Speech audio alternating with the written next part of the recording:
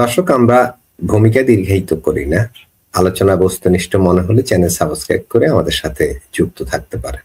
জি রফিক ভাই আসবো আবার আপনার কাছে আসবো। আমি রাশেদ হায়দার ভাইয়ের কাছ থেকে আসি। রাশেদ হায়দার ভাই একজন দর্শক, বেশ কিছু দর্শক বারবার কমেন্ট করছেন ভারতের সাথে সুসম্পর্ক হবে কিনা, মনে করেন আপনার মতামত দিন দয়া করে। ওনারা হয়তো ভারতের সাথে বাংলাদেশের কেমন সম্পর্ক হতে পারে এ নিয়ে খুবই কৌতূহলী। এর মধ্যে ডক্টর খলিলুর রহমান বাংলাদেশের পররাষ্ট্রমন্ত্রী হলেন, যিনি আগে ডক্টর ইউনূসের সরকারের জাতীয় নিরাপত্তা উপদেষ্টা ছিলেন। প্রশ্ন হলো, এই সময়ে আসলে ভারতের সাথে বাংলাদেশের সম্পর্কটা কেমন হতে চলেছে? রাশেদ হায়দার ভাই। আমার হিসাবে ভারতের সাথে চমৎকার সম্পর্ক হবে। জিয়ার আমলও চমৎকার সম্পর্ক ছিল, খালেদা জিয়ার আমলও চমৎকার সম্পর্ক ছিল, বিএনপির সব আমলেই চমৎকার সম্পর্ক ছিল। যদিও মাঝখানে যে 10 ট্রাক অস্ত্র নিয়ে একটু ছিল, এত খারাপ অবস্থা ছিল না। হ্যাঁ, এইটা বলতে পারেন যে আওয়ামী লীগের সময় যা ছিল ওই রকম না থাকলে অন্তত একেবারে যে কম থাকবে তাও না। কারণ হচ্ছে ভারত, একটু যদি খেয়াল করেন দেখেন, এই মিস্টার খলিলকে দিয়া অজিত দোভালের সাথে কথা বলতে পারছে। খলিলকে দিয়েই আপনার নরেন্দ্র মোদীর সাথে বসানো গেছে। কাকে? আমাদের ইউনূসকে বসানো গেছে। তো এগুলো তো ভারত একটা লোককে পছন্দ করে বিধায়িত। আবার খলিলকে পড়াশোনা কেন, এই এদের কাছে কি অন্য আর কোনো লোক নাই? কার কাছে? বিএনপির কাছে আমির খসরু আছে, ডজন খানেক তো পররাষ্ট্রমন্ত্রী হওয়ার মতো ডজন খানেক কোয়ালিফাইড লোক আছে। ওরা যাইয়া হয়তো নরেন্দ্র মোদীর সাথে কথা বলতে পারবে সরাসরি। এজ এ রাজনীতিক পলিটিক্যাল দিক থেকে যদি চিন্তা করেন, নরেন্দ্র মোদীর সাথে কথা বলতে পারবে। কিন্তু হচ্ছে যে অন্য জিনিস, অজিত দোভাল অন্য জিনিস। অজিত দোভাল নরেন্দ্র মোদীর সাথে কথা বলা এক জিনিস, আর অজিত দোভাল নরেন্দ্র মোদীর কানে যা ফিস করে বলা কিন্তু আরেক জিনিস। অজিত দোভাল হচ্ছে টেকনোক্রেট, উনি কোনো রাজনীতিবিদ না, উনি সিকিউরিটি অ্যাডভাইজার, জিও পলিটিক্স খুব ভালো বুঝছেন, পুরো দুনিয়া ঘুরা পলিটিক্স বুঝেন, যে ওই ধরনের লোক। তো তার সাথে কথা বলার মতন ক্যাপাসিটি এখনো কারো নাই, যার কারণে আপনার খলিলকে নিছে। এখন অনেকে হয়তো বলতে পারেন আওয়ামী লীগের থাকলে তো অনেক থাকতো। না, আওয়ামী লীগের নাই। আওয়ামী লীগের সাথে হয়তো দয়া করে বিদায় বা ভালোবাসে বিদায়, আওয়ামী লীগের সবার সাথে সবাই ইন্ডিয়ার সবার সুসম্পর্ক, ওইটা হচ্ছে অন্য জিনিস।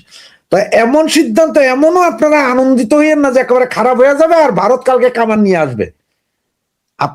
আপনারা যেসব আকাশ কুসুম কল্পনা স্বপ্ন দেখছেন, এগুলো আপনাদের স্বপ্ন দোষ হয়ে যাবে।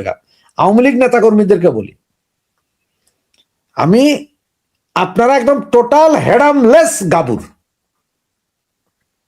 ওই যে আমার রফিক ভাই কিছুক্ষণ আগে বললেন যে অফিস খুলতে সমস্যা কোথায়, এখন আমি প্রমাণ কিছু দেখাই দিই আপনাকে। অফিস খুলতে সমস্যা কোথায়? জামাতে ইসলামের নিষিদ্ধ হয় নাই। জামাতে ইসলাম নিষিদ্ধ করছিল আগে, পতনের 4 দিন আগে নিষিদ্ধ করছিল। হে বেচারারা পায়খানায় গেলে এইখান থেকেও আপনারা তুলে লইছেন। নতুন বিয়ে করি কোন জামাতের পোলা সহবাস করতেছে বউয়ের লগে বাসর রাত, এইখান থেকে জামাত তুলে নিছেন। তা আপনার করে সার্ব কি আপনার মস্কারি পাইছেন আপনারা, যে আপনাদের ফিডার দিয়া দুধ খাওয়াইবো, যে এসো মোর সাথে নিয়ে যাব আমি তোমাকে, এইভাবে কথা। যে আপনারা অফিস খুলে বসেন আর 3 দিন পরে আপনারা আমাদেরকে ফেলে দেন। জি রাশেদ হায়দার ভাই, তাহলে এই কমেন্টটা আপনি দেখেন, আপনার সাথে কি এই কমেন্টটা মিলে কিনা। বলছে, কিল ঘুষি লাথি গুতা থেকে রেহাই পেতে হলে আওয়ামী লীগের যারা দেশে আছে তাদেরকে বাকি জীবন বিএনপি ও জামাতের দালালি করতে হবে। খুব চমৎকার, তাই না? কথা খুব ভালো বলছে। এবং আমি বারবার বলি যে আওয়ামী লীগের তৃণমূল যারা এখন আসো, তোমরা ভাই এখনো তোমাদের নেতাদের ব্যবসা বাণিজ্য বাংলাদেশে চলতেছে, এগুলা নিজেরা ভাঙ্গা দাও, নিজেরা জ্বালাই দাও। কারণ এই নেতাগুলারে পঙ্গু করে দিতে পারলে তোমরা, তাইলে যাইয়া আওয়ামী লীগ বাঁচাইতে পারবা, দেশ বাঁচাইতে পারবা। আগে তোমরা তোমাদের এই নেতাগুলারে পঙ্গু করো, ওদের সহায় সম্পত্তি পোড়াইয়া দাও। কারণ আমাদের যাদের সহায় সম্পত্তি গেছে, আমাদের তো গেছে, আমরা খাইও নাই নিও নাই, তারপরে গেছে। ওদের গুলা কেন থাকবে? যারা চুরি কইরা কোটি কোটি টাকা কামাইছে, পাচার করছে, এদের গুলা জ্বালাই দেন, এদের গুলা খবর করে দেন, তাইলে যায় উচিত শিক্ষা। কারণ ওরা এখনো ভাই বিদেশে বৈশা চাউমিন খায়, কিন্তু মনে রেখেন সবগুলা চাউমিন খায়। একজন বলতেছে রাশেদ হায়দার ভাই আবার মাহফুজ ভাই, একজন বলতেছে 24-এর আগে জামাতকে নিষিদ্ধ করা হয়েছিল, কততে 23-এ 22-এ 21-এ পতনের সপ্তাহখানিক আগে সম্ভবত অর্ডিন্যান্স দিয়ে জামাতকে নিষিদ্ধ করছে। আগের যাইনা আসেন, রাজনীতি শিক্ষা আসেন, বুঝে আসেন ভাই, খালি জানলেন আর লিখে দিলাম। এই সমস্ত বকলম গুলো আছেন বিদায়ী আওয়ামী লীগের আজকে এই দশা। এখনো আপনি শুনেন ম্যাক্সিমাম, আপনি এই যে দেখেন, আপনার একটা ছোট্ট একটা কথা বলি, গত 2 দিনে দেখলাম যে ব্যাপক পাটাপাটি হয়ে গেছে। কি নিয়ে জানেন? জাইমা রহমানকে নিয়ে।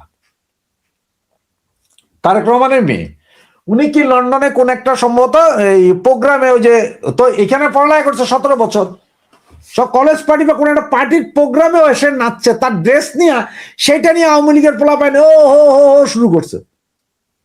এখন এইটার আবার কিছু কিছু লোক বলছে ভাই এটা উচিত হয় না, আপনাদের এইভাবে করা উচিত হয় না। যারা বলছেন ওই গ্রুপ আইছে, যে মানে ওই গ্রুপ আইসে এবার আওয়ামী লীগের ওদের সুশীল ধুইতেছে। এর মধ্যে কিছু কিছু পোলাপাইন আছে যে এদের দেখি ফেসবুকে এদের চেহারাই দেখা যায় না, ওনারা একদম ফাটাই ফেলাইতেছেন আওয়ামী লীগের জন্য। মানে ওনারাই সর্বোচ্চ ত্যাগী, ফেসবুক আওয়ামী লীগ ভাষায় রাখছেন ওনারা, ওনাদের চেহারা দেখা যায় না। তুই যে বট না সেটা কেমনে জানলাম, তুই যে আসলে আওয়ামী লীগ সেটাই বা কেমনে বুঝলাম। তো আমাদের নোংরামি চরিত্র, নোংরামি যে কত খারাপ হইছে। হেরা আবার কয় যে এখন রাজনীতিতে ফিরে আসবেন, ফিরে আসতে হলে আওয়ামী লীগ হেডাম দেখায় ফিরে আস। অফিস আইসা দৌড় দিচ্ছে, আপনাকে একটা ছবি পাঠাইছি ভাই, আপনি কি তুলতে পারবেন? না আমি তুলে দিচ্ছি, একটা সেকেন্ড যদি আমার এই ছবিটা একটু দেখান। আসলে কি বলবো এগুলা, কারণ আপনি যেহেতু প্রশ্নটাই করছেন, আমারও খুব জিদ লাগতেছে যে আমি একটু দেখানো উচিত ভাই। বুঝতে পারছেন মাসুদ ভাই? ছবিটা আমি দেখাচ্ছি আপনাকে এখন, যেটা না দেখাইলে আপনারা হয়তো বিশ্বাস বুঝবেন না যে আমি কেন আমি বলতেছি বা কি বলতেছি। অনেক সময় মনে হয় একজন তো লেখছে যে আমি পাগলের মতো পাগলের প্রলাপ বকতেছি, কারণ আমি জানি না, উনিই জানেন। দেখান ভাই এই ছবিটা দেখান।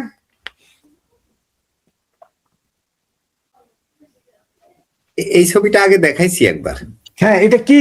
চট্টগ্রাম উত্তর জেলা আওয়ামী লীগের একটা পাতলা কাগজ লাগাইছে, আর ওই যে তালা মারা, দেখেন ওইটা তালা মারা।